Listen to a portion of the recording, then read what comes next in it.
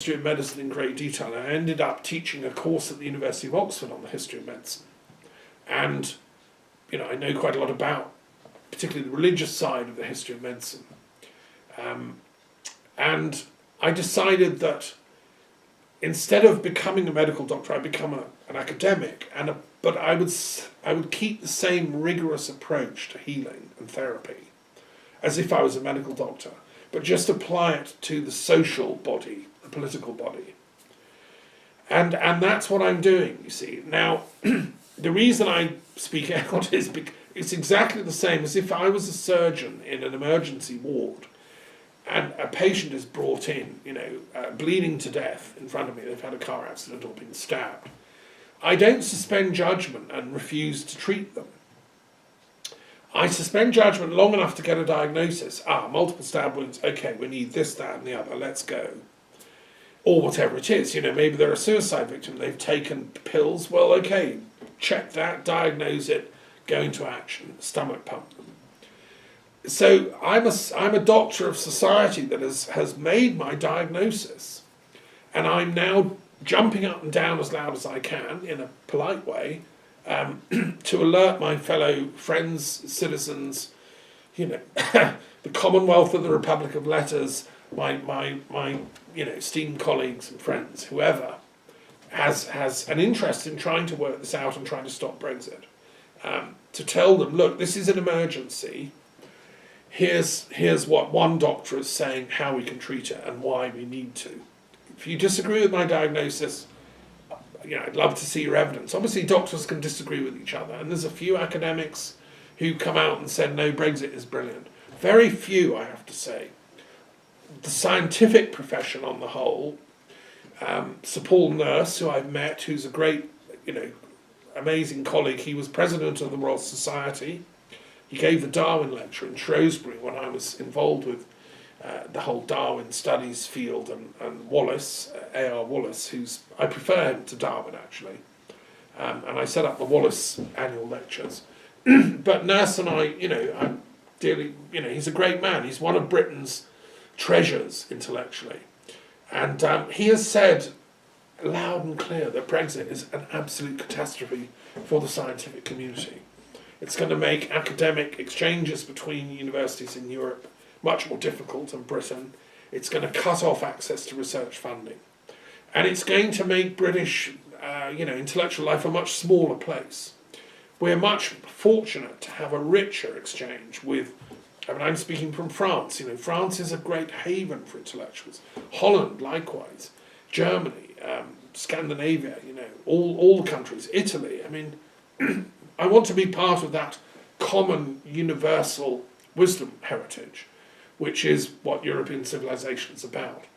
And that's what Sir Paul Nurse wants as well, because as a scientist, he knows his work is premised on the discoveries by Dutch or German scientists, 100 or 200 years ago.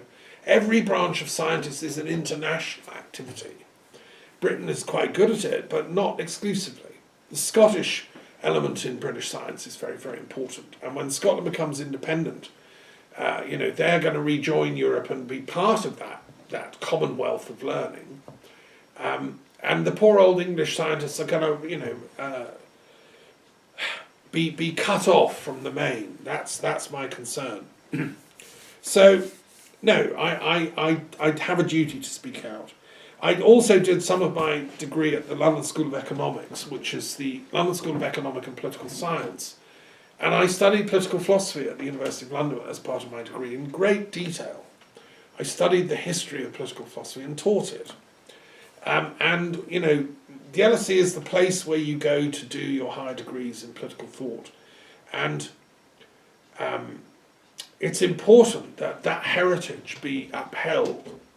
The LSE is jumping up and down in desperation at the stupidity of Brexit. They're issuing very useful tweets and so on about it, and doing very important research on it, because they, along with many other institutions, are going to suffer if this Brexit thing goes ahead. And of course, another thing that I would say, I founded the International Institute of Peace Studies and Global Philosophy at the University of London. I talked to all the top academics at the LSE, University College, King's College, where I also studied, the Institute of Education, where I taught, SOAS, where I did my paper in world history, and the School of Slavonic and East European Studies. I talked to them all, including Haythrop, the Catholic College, and Imperial College. The consensus was, we need an international institute that deals with peace studies from a truly, global perspective. And that's what I became the director of, it was based at the University of London. I'd be happy to accept a chair there, if you want me back, you can make a bid, but at the moment it's an autonomous, institute. But the ethos of the University of London is what shaped me as an academic and as a scholar. And I will not allow my country to be any less, internationalist in its outlook than that great institution where my degree comes from, my PhD. I eventually completed it there after working and teaching there. So I have a duty to speak out, is what I'm saying. Okay, and the final point I want to say is another example taken from my years as a teacher in the classroom, because I worked at the Institute of Education, studied educational theory, worked with the Mark Goldstein Trust, which is about teachers having an internationalist and peace orientation, founded by an East End Jew called Mark Goldstein, who was a teacher, just a normal teacher, but who believed in education as the route to international peace. That is my fervent belief. That's why I'm a teacher. I'm a great believer in UNESCO, and I've spoken in UNESCO. I've been to conferences there. And that's why I run the World Intellectual Forum here in Europe, because I believe passionately in education. So, of course, I wanted to become a teacher. So I went and worked in schools, and I loved it. It's not easy work, but I learned as much as I taught, I think, from the kids and their troubles and so on. And one of the things I was taught as a teacher when you train is that we have what's called the duty to protect. It's a legal obligation on a teacher. If I see something terrible going on in the classroom, like somebody about to jump out of a window or stab themselves or whatever, I have a duty to interfere and intervene and stop it. If somebody tells me something terrible, like they're having home trouble and their father's raping them every night, let's say they're a girl, and they tell me that, I have a duty to report that to my line manager or my head. We have a duty of care, it's called, a duty to protect. And it's a legal duty on us as teachers. So, if somebody tells me something in confidence that's horrendous, that's happening in their home life, I can't just sit on it and say, oh, well, it's fine, I'll be neutral on this, that's fine. No, I have a duty to protect, a duty to care. And that's also why I'm speaking out about Brexit. I have a duty as a professional teacher to the children of my beloved country of the United Kingdom. I've taught hundreds, probably thousands of children who are now grown up, a lot of them. But it's the next generation coming through. I want them to all have the same openness of travel, freedom of exploration, freedom to work and live in other European countries, freedom to fall in love with people from other European countries, freedom to start a family, go and live in Paris or Berlin. This is a wonderful continent, and I want European children to likewise go and explore Britain and fall in love with the Highlands and, Edinburgh and London and live in Bloomsbury like I did, go to the British Library, etc., etc. This is one great family of nations. And the thought of all that being taken away is what's making me speak out. I have that duty to care, fundamentally. Right, so I think I've given a proper description and explanation of why I am speaking out. And I believe all that outweighs any kind of duty of neutrality that one can say. Yes, of course, in all this, I have a duty to speak only truthfully, scientifically accurately, to make statements that can be empirically evidenced and weighed, or philosophically, because not all that I'm saying is measurable. Some of it is metaphysical, because I'm a philosopher, right? And I reserve the right to talk about philosophy. But even in my philosophical work, I believe, like Thomas Aquinas, it is possible to be scientific in one's spirituality. Aquinas was a great mind trying to say, let's be scientific about discourse about God. Well, I'm doing the same, you know, in my books, in my work, Being and Knowledge particularly. I've tried to create a scientific metaphysics that can begin to articulate the inexpressible. That Aquinas, after he glimpsed it, he said, I'm stopping teaching now. I'm just starting now. And this is, you know, it's late in history. We need to be able to speak the truth to one another. Okay, now all of that, my dear friends, is a preamble. That was my preamble as to why I'm bothering to speak, right? I hope I've made that clear. I want to celebrate St. David's Day with you, because that's why I'm wearing a daffodil. And I lived in Wales for 10 years. I love Wales. It's my other home. I have many other homes, but Wales is one of them, the Cymru. I learned a bit of Welsh when I lived in Wales. I went to night school. I travelled the length and breadth of the country. I became interested in formally studying Druidry. I gave talks on Druidry. I lectured in Wales, in Montgomery, and other places. I became an RE teacher, training in Wales. I trained with the Robert Owen Consortium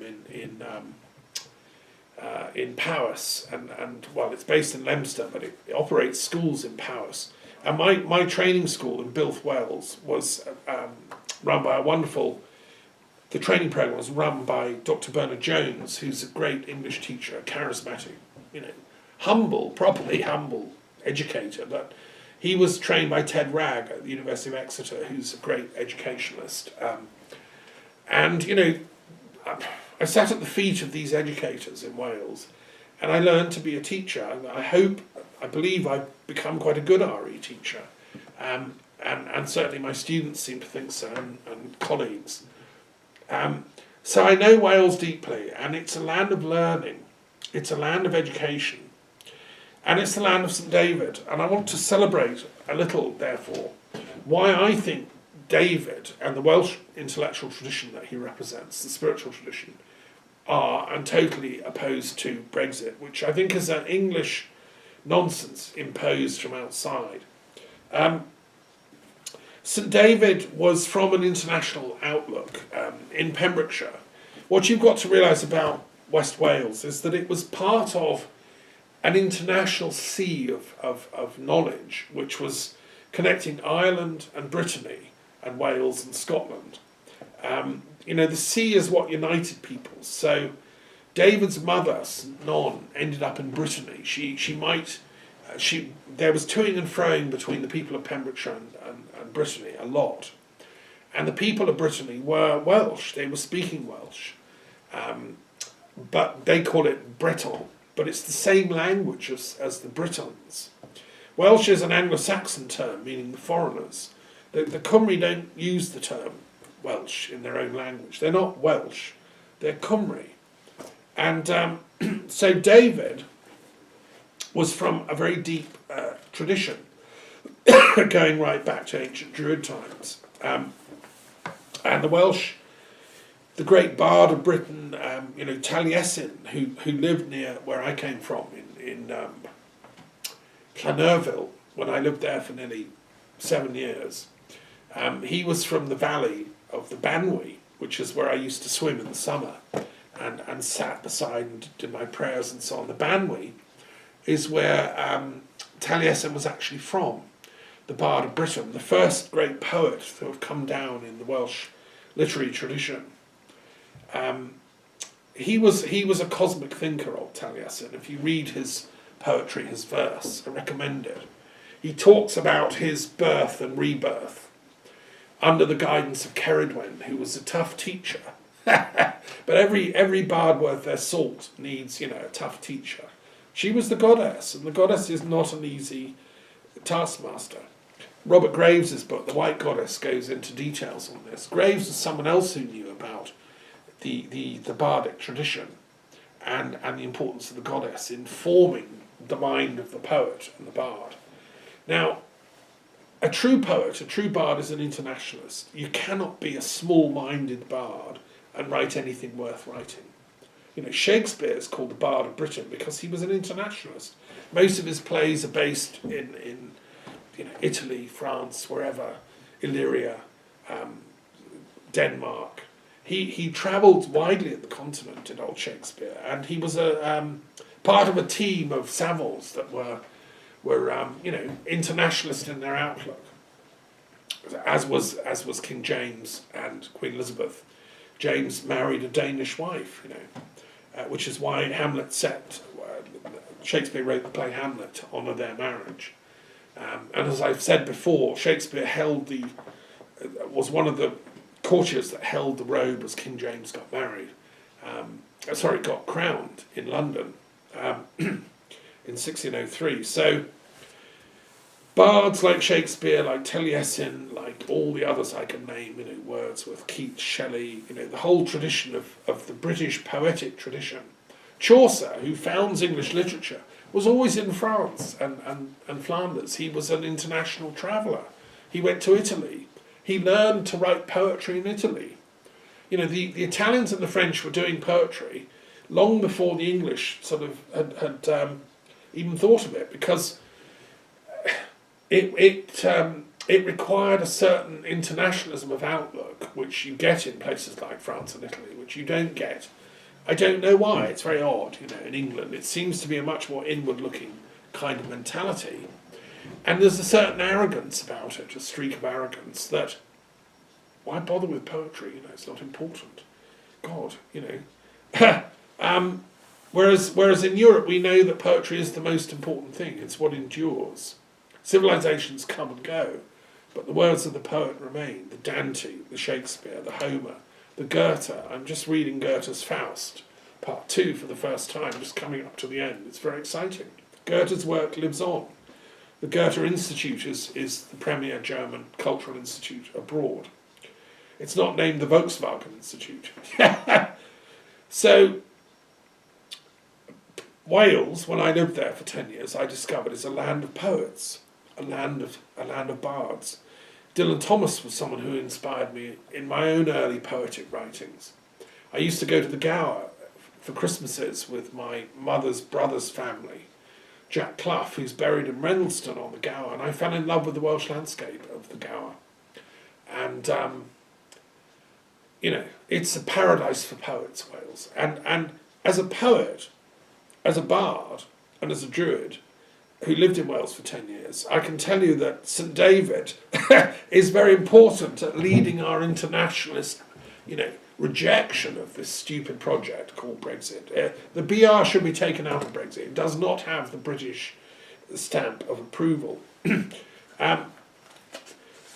St David was one of a number of great Welsh Christians who, like Illtyd and Dubricius, who crowned King Arthur, the historic King Arthur, who was an actual Welsh or British leader, but he was under the auspices of the Druids, represented by Merlin, who was again a historical figure, and also Dubricius, who was the Christian at the court of Caerleon. This was Welsh Christian bardic druidic culture fighting these barbarians who'd arrived off their ships and were just torturing, raping and pillaging and destroying and didn't really have a clue what they were doing. Kind of English yobbos, too much beer in them, axes, no respect for learning, books are things to be burned. I mean, do you get the picture of the sort of mob Brexiteer types who just want to smash everything? Landing en masse on the ships, and these very sophisticated Welsh, British, Christian, thinkers, what on earth could they do? So they got Arthur to eventually fight them to a standstill. It was touch and go, but they won the Battle of Baden near Bath, and the English began to settle down and behave. The Welsh sent them missionaries, going from the tradition that St David represents, gradually educated them, and people like St Chad, people like Bede, people in Northumbria, gradually began to, come on stream into the land of mysteries and stop being arrogant, stop trying to kill everyone that you didn't like with an axe or a short sword, and actually said, no, this is quite interesting, all this stuff. Let's study this. And then there were some very wise Anglo-Saxons. Bede was a great thinker. And King Alfred, who became their king, was one of the great kings of history, in my opinion. But King Alfred had a friend and biographer called Asa, who was the Archbishop of St. David's, who was in that tradition of David. Now, Alfred lived in the 800s. He was always busy having to fight invading armies. In his day, it was Danes, Vikings coming, like thousands of them with huge, great swords and axes and longships, trying to take over his entire country of Wessex. So he was forced to be a warrior. He'd read some manuals on how to, do warriorship from classics, because he read Latin. And he managed to organise the Anglo-Saxon army to develop a shield wall, which could then resist the attacks by these marauding Danes. And what happened was that he was always busy fighting, defending. He loved education, and he was always teaching and studying and reading. He translated books into Anglo-Saxon from Latin, most important being Boethius's work, The Consolation of Philosophy, which is a great philosophical text. Anyway, Alfred wrote letters, and we have some of these that are still extant.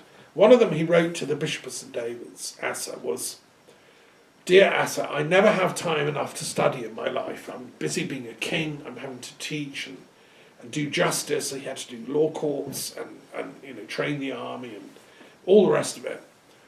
"When I get to heaven, when I die, finally, will I have a chance to catch up on all the reading and studying I want to be doing? Is there a library in heaven?" said Alfred. It's a very innocent request. And Asa wrote back to him, and we have the reply, and said, "Dear King," he knew him well, "I greatly esteem and respect you for your love of learning, and I'm sure that if there isn't a library in heaven already, when you arrive, they will create one for you." Well, I love that exchange of letters. That's true correspondence between the Bishop of St. David's and the King of England. That's a humble ruler and a learned ruler, and I wish we had people of that stature now running us. I don't know why Her Majesty the Queen is not speaking out against Brexit, properly and honestly from the heart, as befits an intelligent woman as she is. She's an international stateswoman. She must realise the horror show that it will unleash. Now, I had an exchange of letters with her, and basically she told me that, and I've shared this before, it's not secret, she said, "Look, I'm a constitutional monarch, I can't get involved." But with all due respect, that's not strictly true. She has, as Walter Bagehot says, who's Britain's expert on the Constitution, she has 3 important rights, including the right to advise. The monarch actually has a legal right to advise her Prime Minister, or his Prime Minister. The Prime Minister doesn't have to take the advice, but they have a right to give it. And so I think the Queen should be using that advice more strongly. For all we know, she is using it, and Theresa May's just saying, sorry, madam, I'm the Prime Minister, we're doing Brexit. I wouldn't be at all surprised. And probably the Queen is very, not shouting it, probably saying it very gently over tea, like, "Do you think, Theresa, this Brexit thing is actually worth doing?" And maybe Theresa May, the penny hasn't dropped, that actually what the Queen is saying is, "Don't do this, Theresa, it's going to destroy my country." Anyway, so St. David represents, I think, an intelligent, philosophical, spiritual lineage. And you see, another friend has said to me, "Thomas, nationalism is the answer. What's wrong with Brexit? It was about nationalism. We all want nations, don't we? What's wrong with the UK? That's a lovely nation." Well, I mean, yes and no, because what I love about the UK is it's actually in itself a microcosm of internations. It's Scotland, England, which has many different regions. It's Wales, which also has different regions. It's Cornwall, and it's Northern Ireland, and it's like a little tiny, United Nations in its own right.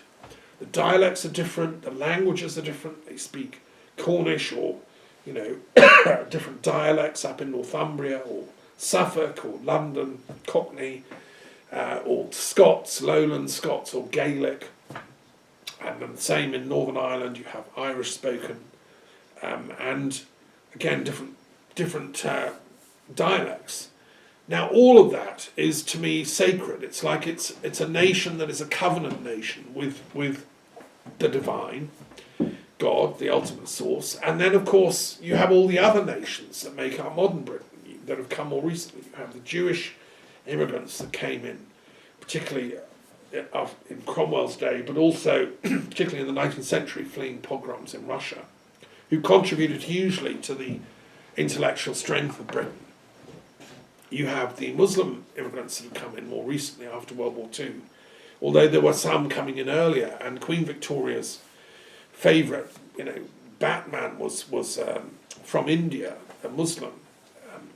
Films have been made about him, fascinating man. We have many Hindus playing their incredibly vibrant role in British society. Jains in Leicester, and I have many friends among the Jains.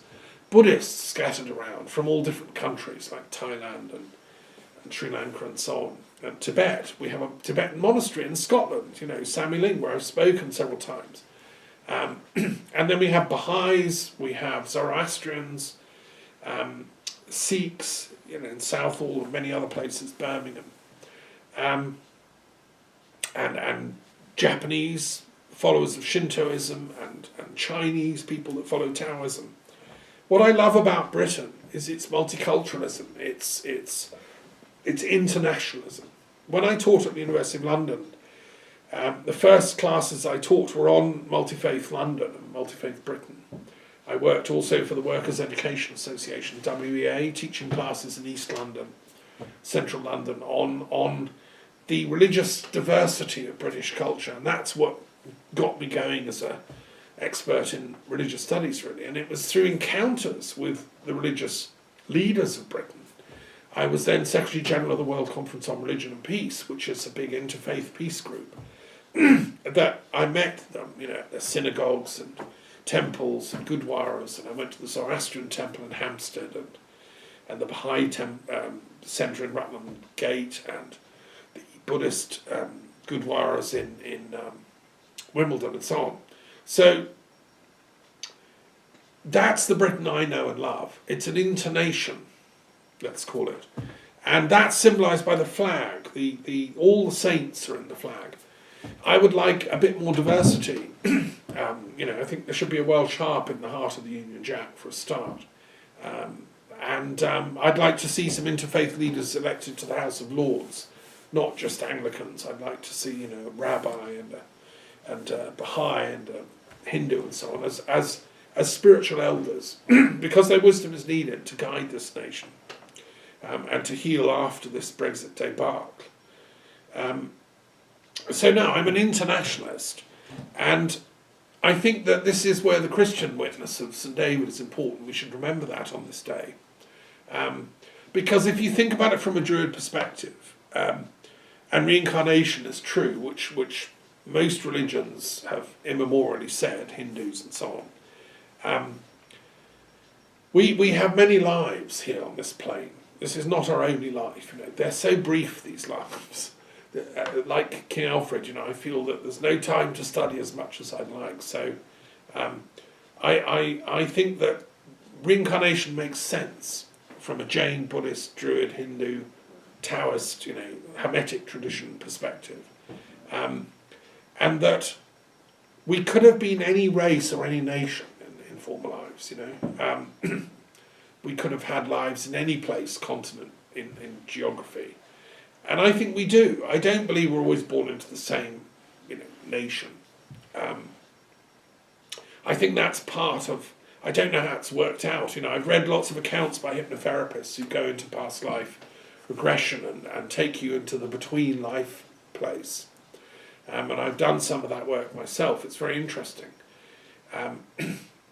What seems to be the case is that you go before a kind of council of wisdom elders who assess your previous life. Have you done, your potential? Have you fulfilled it? And then you kind of make a decision together where to go next. I hope we get a long holiday. I want to spend a lot of time in the library in heaven. But then I'm happy to come back. But I don't know where. 500 years from now, where will I be most needed? I'll go there. I'll be continuing to pursue my bodhisattvic vow of planetary enlightenment for all humanity. I'm not giving up on that. I'm going to try and find out where the school system or educational facilities are in the between life period, because I think people should be trained and educated a bit more in the interlife phase, so that when they come into incarnation here on this planet, they don't misbehave. They're not vandals, killers, and so on. I'd like to improve the quality of incoming souls, and probably the best way to do that is in the the Library of Heaven, where I'll be running courses. So if you don't know what I'm talking about, that's fine. Just these are the ramblings of a Druid Christian Neoplatonic mystic. But St. David would understand what I'm saying here, and that's why I love him, because a Christian is bound to that concept of the afterlife. We judge our lives by how much we're contributing to the city of God, as Augustine called it, or the kingdom of God. My duty as a philosopher is not just to, seek fame, wealth, power, status, official titles and all that. It's to genuinely bring souls towards the kingdom of God, towards the kingdom of gnosis, towards the place of wisdom, and to realise that the things of this world are less important. What's really important is enlightenment, ultimately, as Buddha said. I mean, there was a man who turned his back on a kingdom. He could have been the king of Kapilavatthu and surrounding territory. And he chose to become a Dharma Raja, a ruler of Dharma, which comes from the same word as the Druid term. A Druid is a seer of Dharma, someone that can see Dharma. As Gandhi said, a truth warrior, Satyagraha, is someone that can hold on to truth. The Druid is the same concept. You hold on to Dharma. So that's where I'm coming from. And my understanding is that that's what St. David stood for. That's what the Welsh at their best stand for. And given a second referendum, I assure you the Welsh are going to reject Brexit. They've thought it through. All the figures show that. Wales will be decimated by Brexit. It's a completely bonkers idea. The Tudors, a great dynasty, I love them. I've met contemporary Tudors who are descendants of them. Had dinner in Wales, with some long-lost great-great-great-grandson of Henry VIII, a daughter, actually, granddaughter it was. And they're wonderful intellectual people, and they loved learning. Henry, for all his shortcomings, founded Trinity College at Cambridge. He didn't completely ignore the duties on a Christian monarch of protecting knowledge and learning. He'd fallen out with Rome. The whole thing was a tragedy, but he wanted to stay a Catholic monarch. He wanted to stay a wisdom worker. And I believe he would be utterly appalled at Brexit. It's not in the interests of the Tudor descendants to allow it to go through. He was a man of culture and learning who invited people from Europe to come and be as part of his court. The same with Elizabeth. She also was a learned woman and a scholar in her own right, his daughter. Now, John Dee, one of my intellectual heroes, was a magician at the court of Queen Elizabeth, and his father had been the wine provider at the court of Henry VIII. John Dee lived at Mortlake, and he was the most learned man in Britain of his day, it is said. He was a Renaissance magus, a mathematician, a graduate of Cambridge University who studied maths there.